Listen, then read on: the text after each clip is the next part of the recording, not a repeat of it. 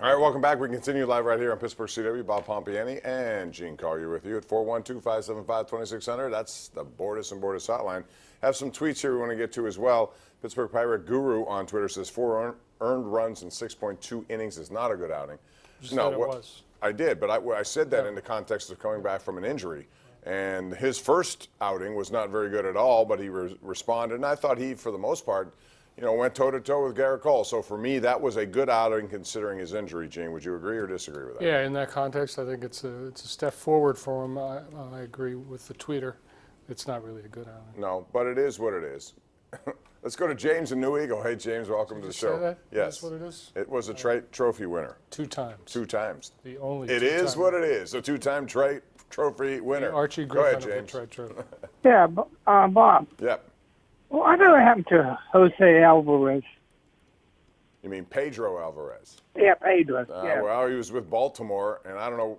I don't know if he's still with them or not. Gene, have you heard about Pedro? Last Alvarez? I heard of Pedro, he was in the Orioles system. I don't Yeah. know if he was a AAA even, but he was. He just, after that 1 year here, where the Pirates went into the playoffs against St. Louis, I thought he was the best player in that series. 36 home runs that year. You thought this was going to be a Willie Stargell type of guy. The last Pirate to drive in 100 runs. Yeah, and right now it looks like Colin Moran may be getting there. Who knows? JD in Penn Hills joins us right now on the Sports Call. Hey, JD. Hey, Bob, best dressed sportscaster in Pittsburgh, and Gene, best writer since film music in Pittsburgh. But I need a little psychoanalysis. Oh.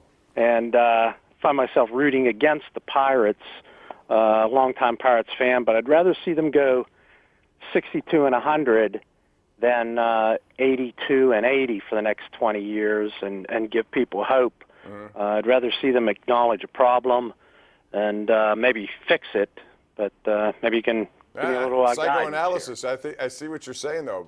And what you're saying is if they're knocking on the door close, no need for change, continue things as they are, Gene. And I think a lot of people think that. If they should go 62 and 100, it would signify that they got some major problems, but that's not going to happen this year. It's more going to be, hey, they're still contending, or at least in a position to. And you know what also that does, I think, Gene? It makes them think that they don't have to spend more money because they're spending less and getting almost same results. Yeah, I mean, that's that kind of psychoanalysis costs a lot more than we're able to provide.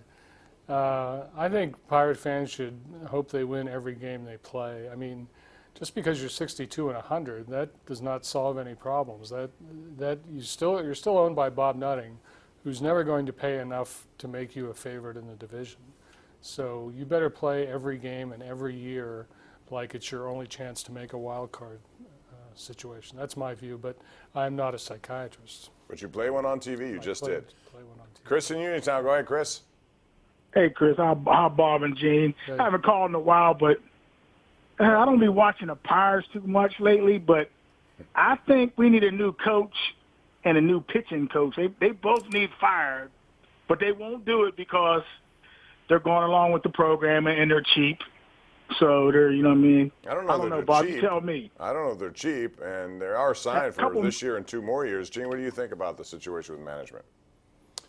Well, I've said 5,000 times on this show that the Pirates have problems, but Clint Hurdle is not one of them. And I'll stick to that story.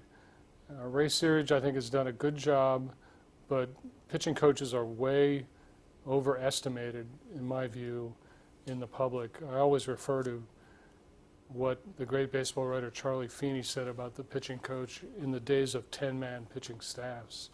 He said they'll help 3, hurt 3, and not affect the other 4. Good advice. Gator in Carnegie joins us right now. Hey, Gator. Yeah, hi. How you doing, you guys? What's up?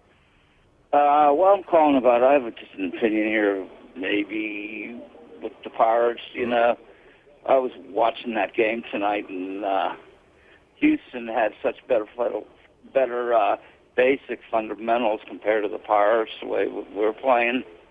I think if they work on that, I think things would fall into place better.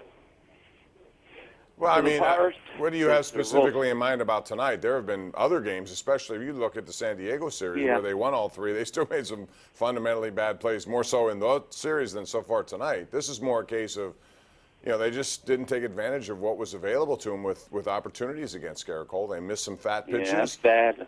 But That's fundamental right there. Well, that's pitching versus hitting. That's not necessarily fundamental. But thanks for the call, Gator. Gene, what do you say about that? I didn't see anything tonight that said to me it was fundamentals. It was more just being. Yeah, well, teams that are mediocre or poor are always looking to go back to fundamentals. The Yankees and the Red Sox and the Dodgers, they don't talk much about fundamentals. They have so much talent, it doesn't matter. All right, back to the lines we go. We have Mike in Bethel Park. Mike joins us right now on the hotline on the Ireland Contracting Nightly Sports Call. Go ahead, Mike. Yeah, hey guys, love you both. Hey, I heard a couple teams are going to put netting down over the All-Star break to the foul pole. Mm-hmm. You think most teams can get that done in a year, or you think that's a 3 or 5 year plan? Because I hate seeing Should be a 5-day plan. I don't understand why it would take so long.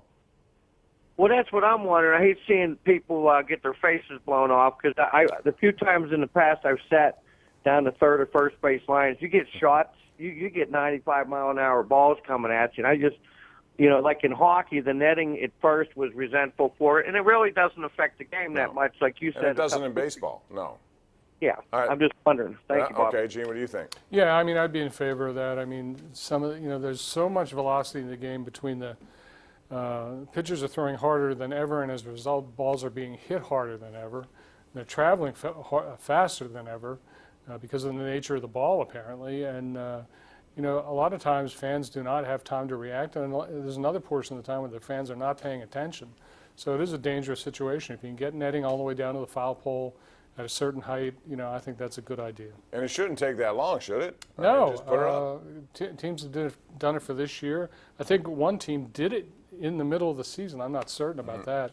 But, yeah, I think it can be done. I think it can be done during the All-Star break if people are serious about it. But until it is, it's advisable to pay attention to the game and don't be distracted because that ball does come in there fast, as the caller suggests. If you have a good seat near the field, do not be looking at your cell phone when the ball is thrown. Please. Not at all. Even though you want to tweet Gene Collier. I know you feel that pressure to do it. It is irresistible.